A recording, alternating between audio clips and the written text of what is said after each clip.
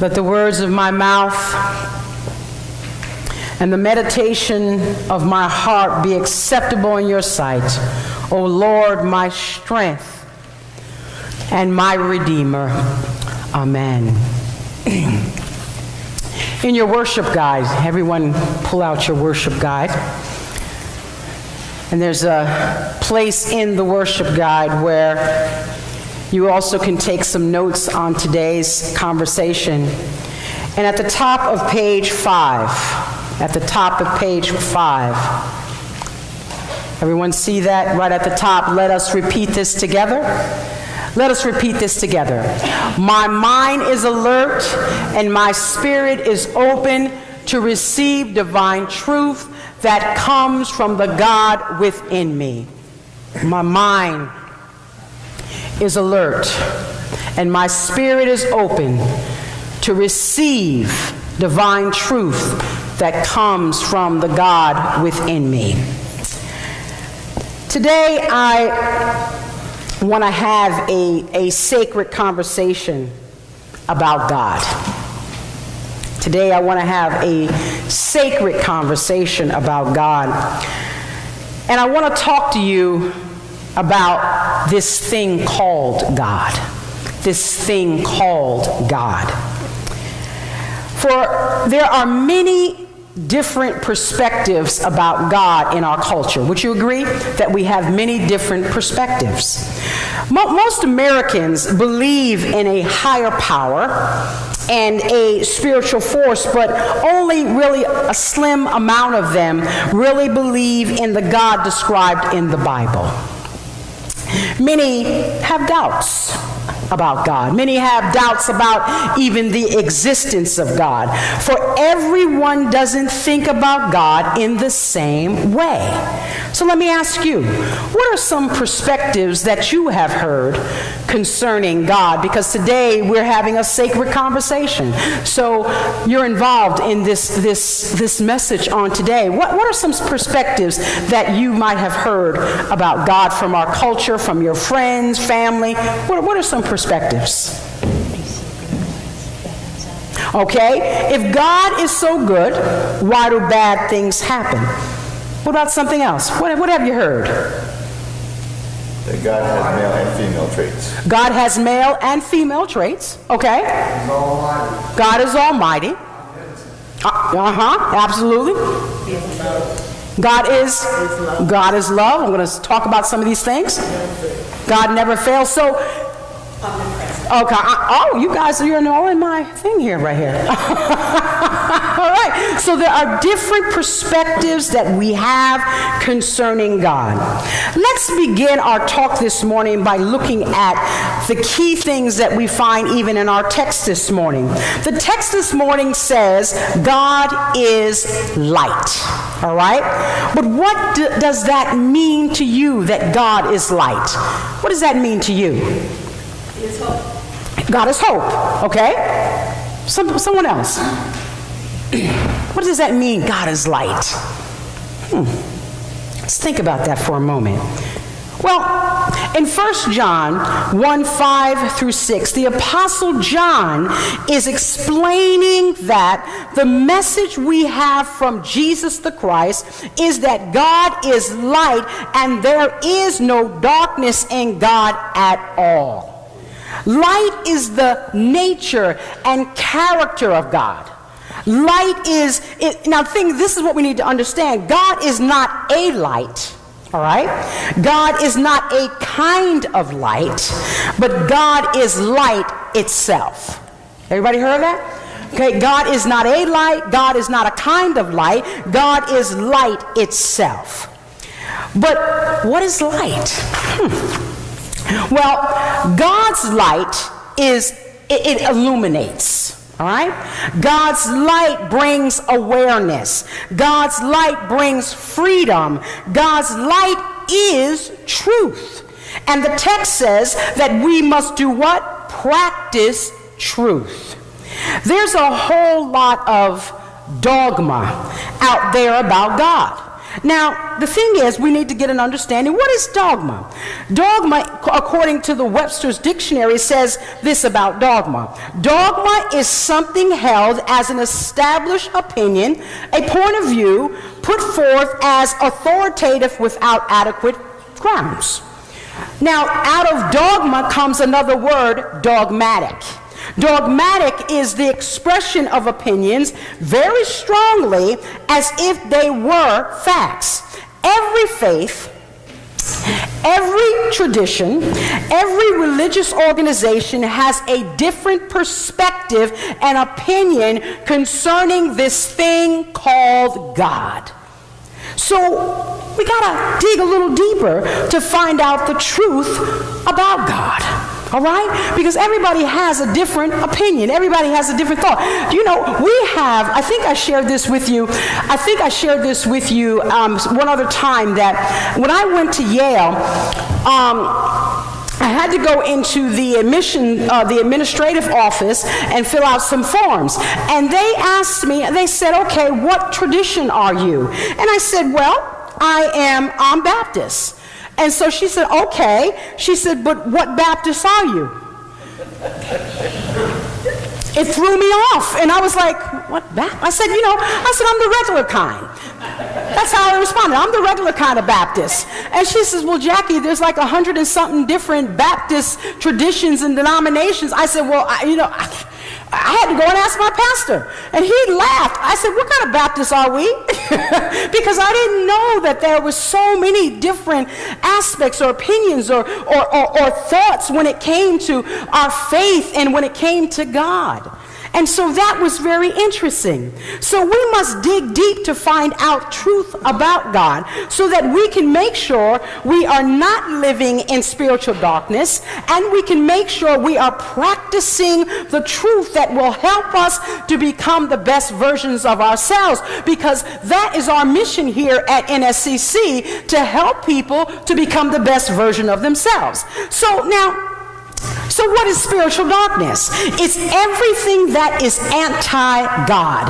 And if it's anti-God, it can't be God's truth, okay? Anything that is anti-God cannot be God's truth. Meaning, if it doesn't represent the nature of God, if it doesn't represent the character of God, if it doesn't represent the mind of God, if it doesn't represent the Spirit of God, it can't be truth. For the nature, character, mind, and spirit of God are all based on 1 John 4 and 7 that says God is love. Everyone say that this morning. God is love. If the dogma, being the opinion, does not represent love, it is not God's light, meaning it's not God's truth. Are you with me this morning? You understanding what I'm saying? Okay, so let's dig deeper this morning. There are three perspectives of God that I want to talk about today. All right? There are three that I want to talk about today. Say this with me. Omniscient. Say it again. Omniscient. Omniscient. Omniscient. Now this is also pronounced, I never can say it the other way. Omniscient. And I never say it that way. So when I was growing up, our pastor said, okay, say it this way. Omniscient. Okay, let's try that. Omniscient. All right, now let's try this one. Omnipresent. Okay, and omnipotent. See, those are easy, but that first one will get you messed up. So omniscient means having complete or unlimited knowledge, awareness, or understanding. God doesn't have knowledge. God is knowledge. God is our wisdom, okay? God doesn't have it. God is it. Everybody good? All right, let's do the next one. Omnipresent. Being present everywhere at the same time. God is the creative energy of all things. God is neither here nor there, but everywhere. Victor loves to tell this story, and he always goes, God is everywhere. So that's what omnipresent is. Omnipotent means having unlimited power to do anything. God doesn't have power. God is power, for God is all powerful. These three perspectives boil down to this truth: God is spirit. Say that with me today.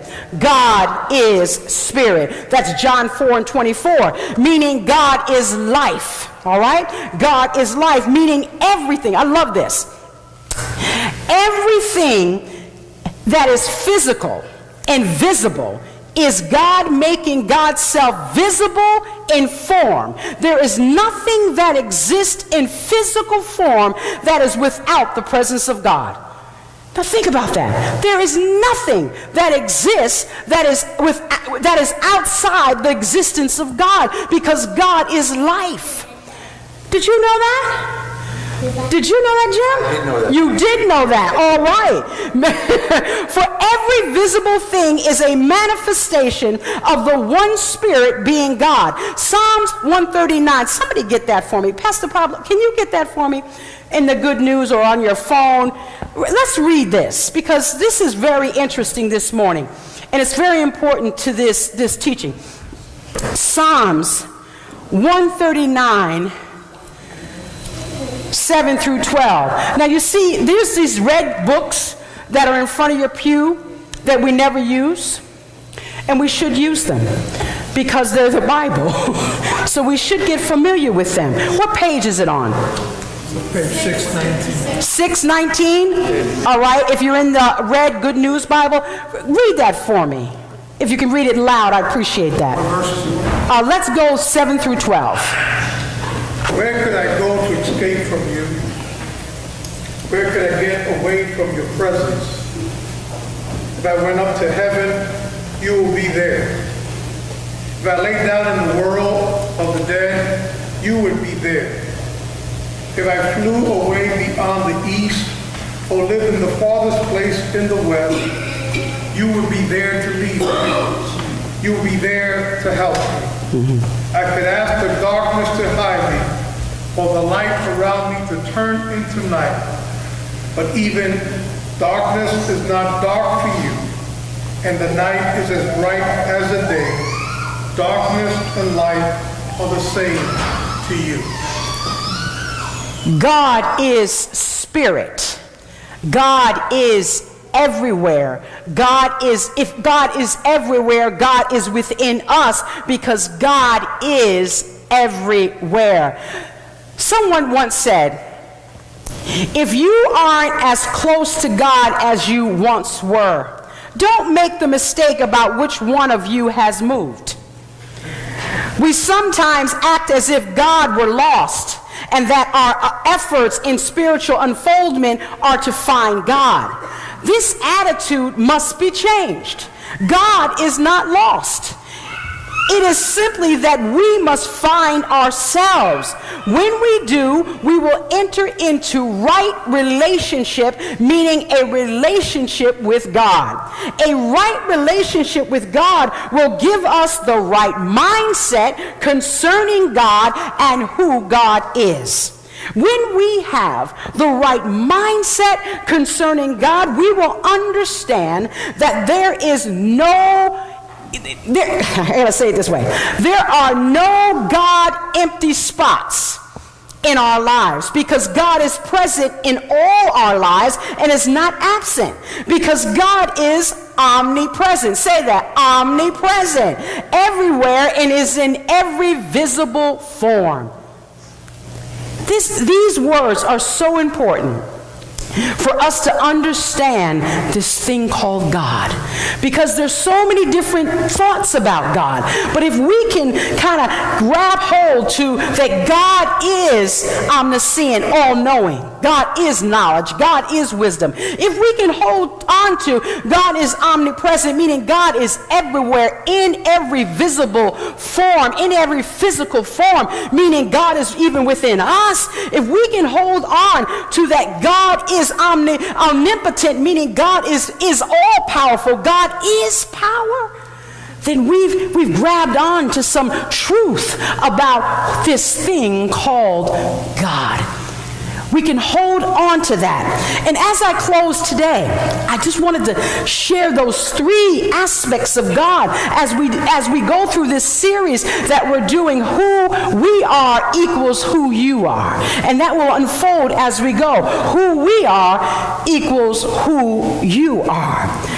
As I close, so many people are trying to reach out to God as if God is out there somewhere. Now, the reason that most people think this way about God is because they have a religious mindset and perspective of God rather than a spiritual mindset and perspective of God. When you have a spiritual perspective of God, there is no God empty spots in your life. Meaning you have the understanding wherever you are, what is it? God is. Let me try that again. Wherever you are, God is. Everybody turn to your neighbor and say, hello, God. Hello, God. How you doing, God? Jim? Hello, God. Now, I know that's hard for you, Jim. Jim's like, what? Hello, God. Because God is everywhere. God is in every form, every visible form. God manifests God's self in every living thing. And therefore, there is a spark, there is an expression, there is something in you that is God. And so when we understand that about ourselves, wow, if we really got that message out, this message of light, this message that changes lives, this message that will ignite the God in our neighbors and all humanity, this world will change. So if you walk up to somebody at work and say, hey, hello, God, they're going to go like that. But if you explain to them that the light of God is in you, you're just not aware of it yet.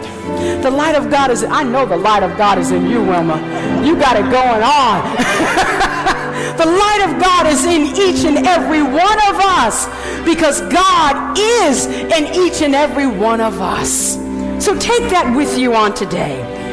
When you have a spiritual perspective of God, there is no God empty spots in your life, meaning you have understood where you are, God is. Tell me one thing this morning about this thing called God. She's trying to say the word. He's omni. Yes, he is. He's omniscient, omnipresent, and omnipotent. God is love and God is spirit. This thing called God is all that and more. I want to leave you with this. I don't know if many of you remember Professor Lilly. He was my mentor. He was the first person I met when I went to continue my education at the college in New Rochelle. He was also the one who said, you're going to Yale. And I said, no, I'm not. He said, yeah, you are. And he got me the application. He said, fill it out. He was something special to me. And he had such a light in him. And he would end a prayer every time like this. In the spirit of the one who cannot be named. And what do you mean? He would say that God was so vast. God was so big. God was so everything that we really couldn't name God.